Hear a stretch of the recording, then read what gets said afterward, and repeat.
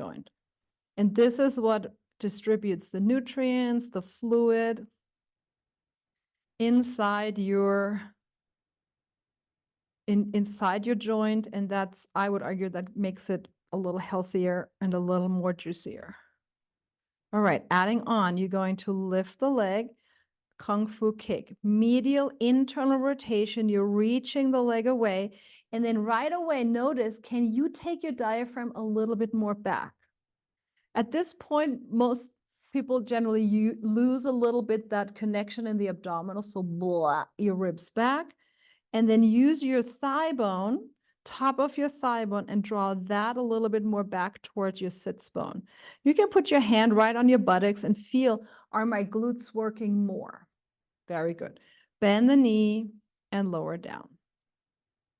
Sometimes we need a hand on the glutes to feel if they're working. You're going to lift the leg. You're going to turn the leg. And we're not super in the front here. We're kind of almost right underneath our pelvis.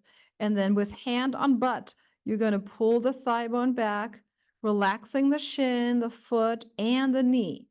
We're not going to push the knee back. We're going to pull the thigh bone back. Bend the knee and lower down. And your your top hip should be starting to cook a bit. You might be really feeling the work here, and this is okay if the muscles start to fatigue a little bit and maybe burn a little bit. You're going to just breathe into that.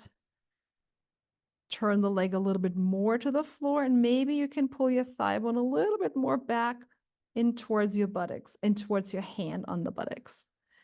Bend and release. Let's do this one more time. The slower you go again, the harder this gets, because momentum cannot help you anymore. You have to really be in charge of all of it with your muscles. And then thigh bone into glute, into hand, hold it there.